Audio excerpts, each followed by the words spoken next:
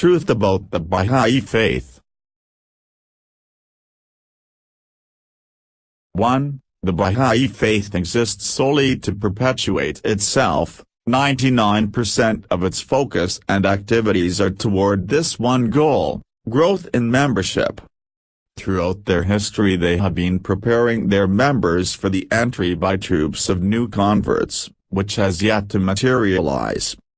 They do a minimal amount of humanitarian or charity work.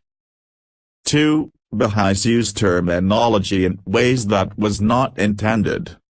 Baha'is don't have censorship, they have review. They don't proselytize, they teach. They don't have missionaries, they have pioneers. They don't have prophets, they are called manifestations. And so forth. 3. Baha'is have a low sense of historical persecution. If you look at their history, though, most would call it just fruits. During the founding of the religion, the former Baha'is sect led a violent revolution in Iran, and some of their members later attempted to assassinate the Shah. Their leadership were exiled to the Ottoman Empire, where schismatic violence within the group later led to house arrest. Of course, this is all billed as being persecuted. 4. Baha'is lament how others view them in a conspiratorial light, when in fact, again, this is based on historical reality. In Iran the Baha'is had the protection of the Russian ambassador, Russia being an imperial power that had seized wide swaths of territory from Iran, and at one point the Russian ambassador had to approve Iranian cabinet ministers. In the Ottoman Empire, Baha'is conspired with the Young Turks, who deposed Sultan Abdul Hamid to win a coup. Later, they would assist the British, and their leader Abdul Baha knighthood, being designated KBE.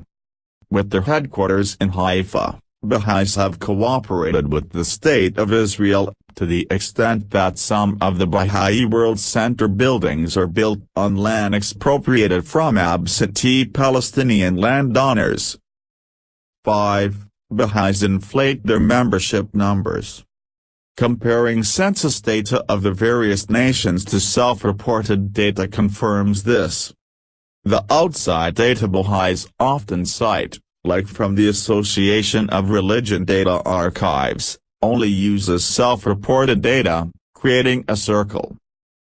6. Baha'is initially hide from members some of the more unsavory realities of their religion. Men and women are equal, but women are barred from serving in the highest organ of the religion, the Universal House of Justice. The hierarchy is billed as being democratic, but only in the sense of council democracy as it still exists in Cuba, where individuals elect local committees, who then elect national committees, who then elect the Universal House of Justice. There is a parallel appointed hierarchy.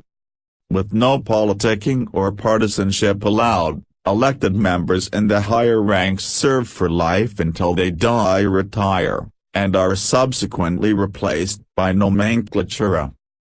7. Baha'is hide from members some of the more unsavory realities of their history.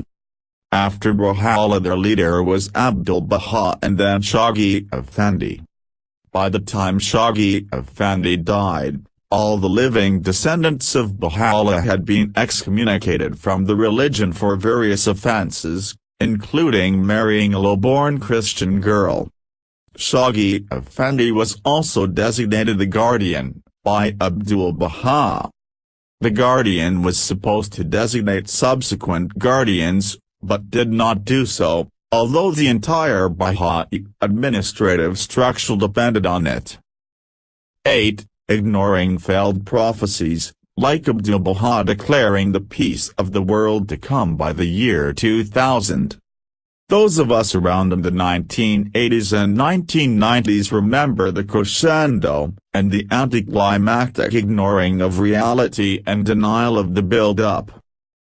9. Baha'is claim earlier religions are valid, but in reality they only do this in an Islamic sense, that is, the earlier revelation was perverted over time.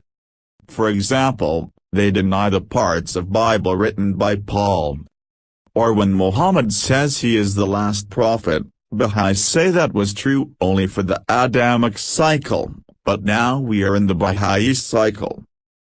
Baha'i faith employs a great bait-and-switch technique to attract new members, akin to marketing timeshare realty. On the other hand, people who join the Baha'i faith or remain members do so voluntarily. As such, they voluntarily belong to an organization that delineates certain stipulations for membership, including refraining from criticism of the administrative order's decisions.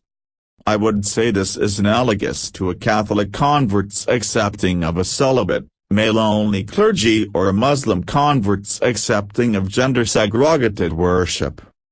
The analogy is severely faulty, however, since a convert to Catholicism or Islam knows these basic facts, whereas fundamental aspects of Baha'i teachings and practice, let alone history, are outright hidden from seekers and, indeed, members.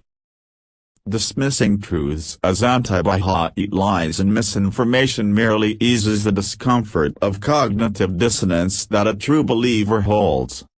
If one truly values an independent investigation of the truth, he wouldn't be dismissive of facts, no matter how unsettling they may be.